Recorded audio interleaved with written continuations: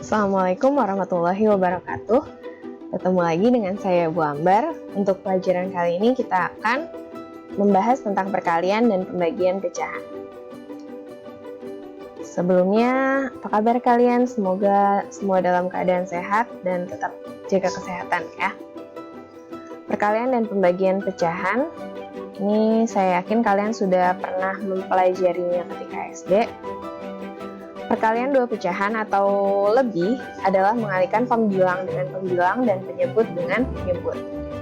Contohnya adalah seperti ini. A per B dikali C per D sama dengan A dikali C per B dikali D.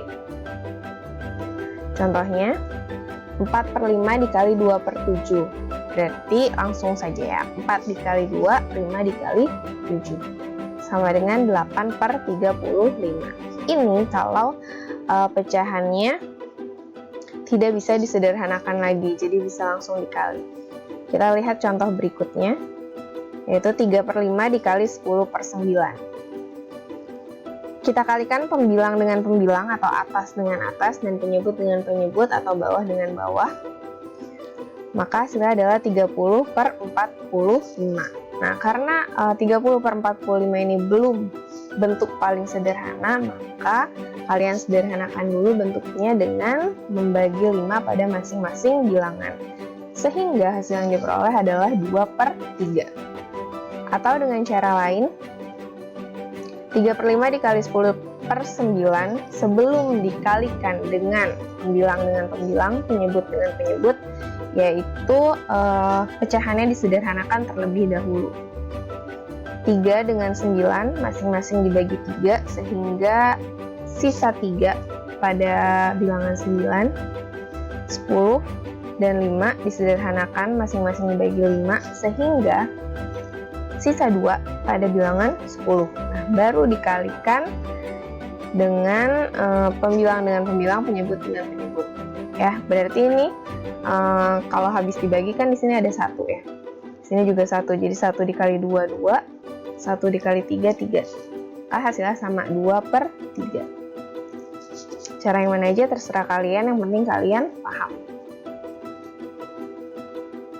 Lanjut pembagian pecahan. Cara menghitung pembagian pada pecahan adalah dengan mengubahnya dulu menjadi perkalian dan pecahan yang belakang dibalik. Pembilang jadi penyebut, penyebut jadi pembilang. Ini bentuknya, A per B dibagi C per D sama dengan A dikali D, B dikali C. Ya, ini A per B-nya tetap, bentuk pembagiannya jadi perkalian, C per D-nya dibalik jadi D per C. Oke, contohnya 4 per 5 dibagi 2 per 7, pecahannya masih sama. 4 dikali 7 per 5 dikali 2, maka hasilnya adalah 28 per 10. Karena masih bisa disederhanakan, maka kita bagi menjadi pecahan, atau kita ubah menjadi pecahan campuran. 28 dibagi 10, 28 dibagi 10 itu dapat 2, sisanya adalah 8 ya kan. 28 dibagi 10 dapat 2, 20 dikurang 20, 28 dikurang 20 sisa 8, jadi 28 per 10. 8 per 10 nya masih bisa disederhanakan lagi menjadi 24 per 5 ya, potong karena sama-sama dibagi 2 ya. Lanjut, contoh berikutnya adalah min 21 per 7 dibagi 5 per 4. Kita ubah dulu pecahan campuran menjadi pecahan biasa dengan mengalihkan 7 dan min 2. Baru ditambah dengan 1. 7 dikali min 2 sama dengan min 14. Min 14 tambah 1 akan jadi min 15 per 7. Dibagi 5 per 4. Seperti yang tadi ya, dikali, lalu pecahan yang kedua dibalik. Dan 15 per 7 dikali 4 per 5. Kita sederhanakan dulu sebelum mengalihkannya, karena itu lebih mudah sebenarnya. 15 dibagi 5, sisa 3. 3 dikali 4 sama dengan min 3 dikali 4, min 12 per 7 dikali 1, 7. Jadi hasilnya min 12 per 7. sederhanakan menjadi 12 bagi 7 dapat 1, sisanya dari 12 dikurang 7 adalah 5. Maka pecahan campurannya menjadi min 1/5/7. Oke, lanjut. Contoh operasi hitung campuran. Jangan lupa urutan pada penghitungan operasi hitung campuran yaitu kali bataku. Jadi yang dikali dulu, yang dikerjakan, ya makanya ibu kurung biar kalian tahu bahwa ini dikerjakan terlebih dahulu ya. Kali bataku, kali dulu baru ditambah nanti. Nah, berarti setengah ditambah 7/6 dikali 12/14. Kita sederhanakan dulu yang ada di dalam kurung. 7 dan 14 sama-sama dibagi 7, maka akan bersisa 2 pada 14. 12 bagi 6 disederhanakan sehingga bersisa 2 pada 12.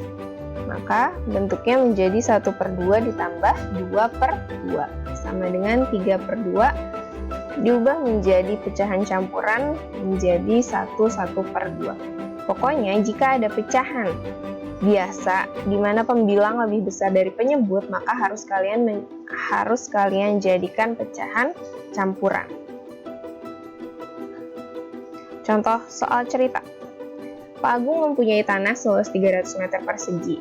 Dari tanah itu 2/3 bagian ditanami padi, 1/4 bagian ditanami singkong, dan sisanya untuk kolam ikan. Berapa luas tanah untuk kolam ikan? Jawab, untuk padi 2/3 bagian dari luas tanah tersebut, maka ini adalah bentuk perkalian. Kalian kali menjadi 2/3 dikali 300. Kita sederhanakan 300 dibagi 3, maka dapat hasilnya 100. 100 dikali 2 sama dengan 200 meter persegi. Ini kalau pecahan dikalikan dengan satu bilangan bulat, ya anggap aja ini 300 itu 300/1 gitu, jadi tinggal dikalikan aja. Oke, lanjut ke singkong. Singkong ada 1/4 bagian, berarti 1/4 dari 300. Bentuknya menjadi perkalian 1/4 dikali 300, maka 300-nya dibagi dengan 4, hasilnya adalah 75 meter persegi. Nah, yang ditanya tuh apa tadi? Kolam ikan dan sisanya untuk kolam ikan. Sisa berarti kita jumlah dulu nih si padi sama si singkong. 200 ditambah 75 sama dengan 275 meter persegi. Nah, karena kolam ikannya adalah sisa, maka 300 dikurang 275 sama dengan 25 meter persegi. Lanjut ke bilangan bulat pangkat positif. Bilangan berpangkat juga saya yakin kalian sudah mempelajarinya sedikit. Di sini kita akan mengulang lagi, tapi ada tambahannya juga, maka tolong diperhatikan dan dicatat apa yang baru kalian dapatkan dan kalian masih bingung gitu, untuk kalian bisa pelajari berulang kali. Kita langsung ke contoh 3/3, itu artinya 3 dikali 3 sebanyak 3 kali ya. 3 kali 3 kali 3. Dia pangkat adalah perkalian berulang. Pangkat adalah perkalian berulang. Jadi angkanya sama dikali berulang sebanyak pangkatnya. 3 kali 3 9, 9 kali 3 27. Maka hasil dari 3/3 adalah 27. Sebaliknya, jika 8 juta diubah menjadi bilangan berpangkat, maka basisnya kalian lihat saja, berarti angka yang paling depan ini 8 dikali 10 pangkat 6, karena nolnya nih ada 6 ya, berarti 10 pangkat 6. Lanjut, jika bilangannya negatif, min 2 pangkat 4, ya berarti sama dengan yang atas ya, berarti min 2 kali min 2 kali min 2 kali min 2. Min 2 kali min 2 4, ingat ya, sifat dari perkalian bilangan negatif, maka akan menghasilkan bilangan positif. 4 kali min 2 jadi min 8. Min 8 kali min 2 sama dengan min 2 kali min 2, 4. 4 kali min 2, min 8. Min 8 kali min 2 sebenarnya adalah 16. Jadi hasilnya adalah bilangan positif. Faktor bilangan. Faktor adalah pembagi dari suatu bilangan. Misalnya, 2 adalah faktor dari 10, karena 10 bisa habis dibagi 2. Itu namanya faktor.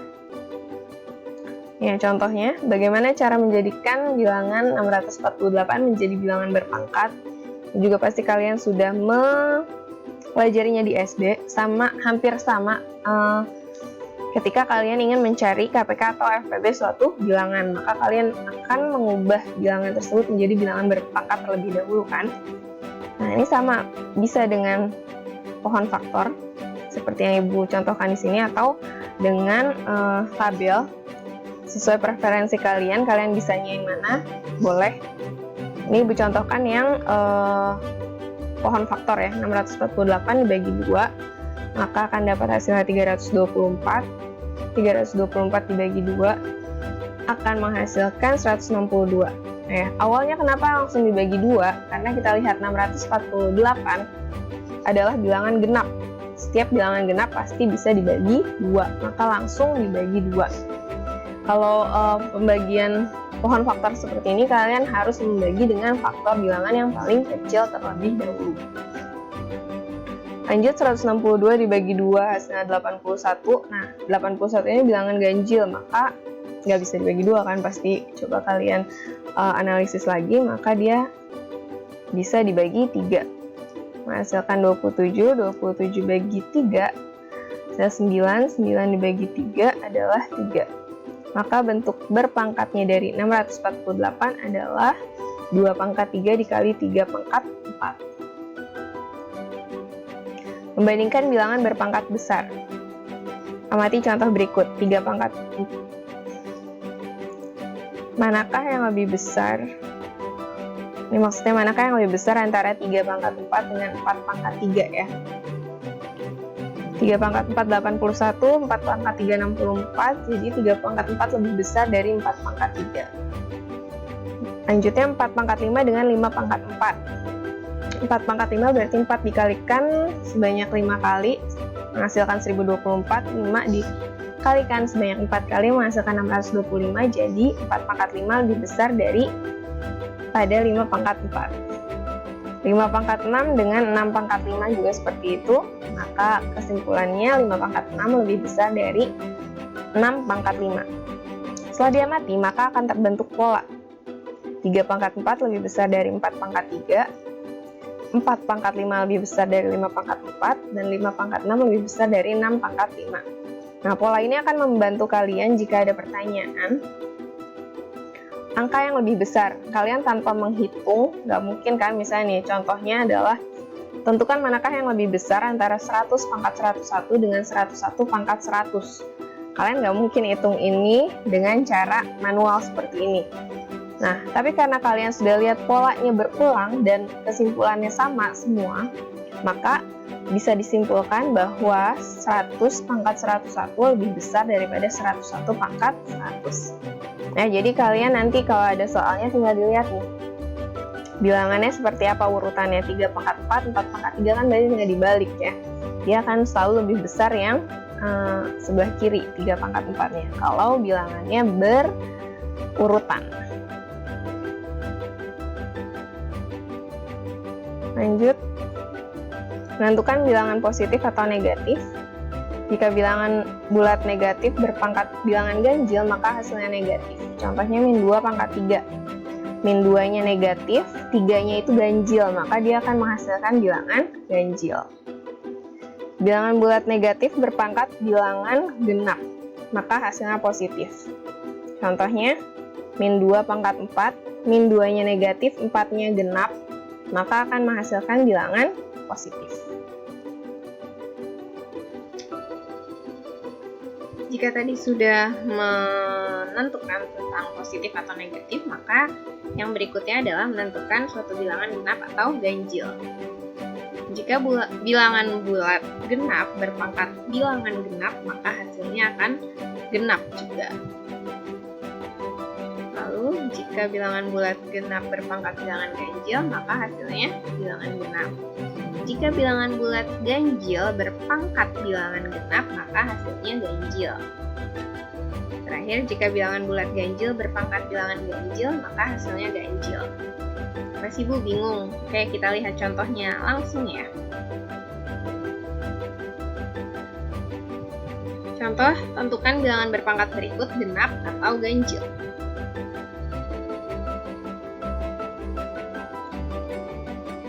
5 pangkat 7, ya kan? Ini kan bilangan genap berpangkat ganjil, 7-nya ganjil juga kan? Ganjil berpangkat ganjil, maka hasilnya ganjil. Kalian nggak disuruh hitung berapa hasilnya, kalian cuma disuruh tentuin hasilnya genap atau ganjil ya, baca soalnya. Jadi kalau mengerjakan soal itu harus paham dulu yang ditanya apa baru dijawab.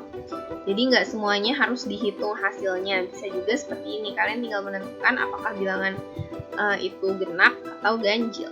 Oke, 18 pangkat 12, 18 genap, 12 genap, genap berpangkat genap, maka hasilnya genap.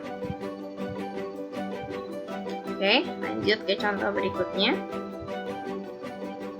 58 pangkat 25, 58 adalah bilangan genap dan 25 adalah bilangan ganjil. Genap berpangkat ganjil, maka hasilnya adalah genap. Contoh berikutnya 89 pangkat 98. 89 adalah ganjil, 9 adalah genap, maka ganjil berpangkat genap adalah ganjil. Oke, cukup sekian yang Ibu sampaikan hari ini. Semoga membantu, semoga kalian tetap semangat belajar dari rumah, tetap jaga kesehatan.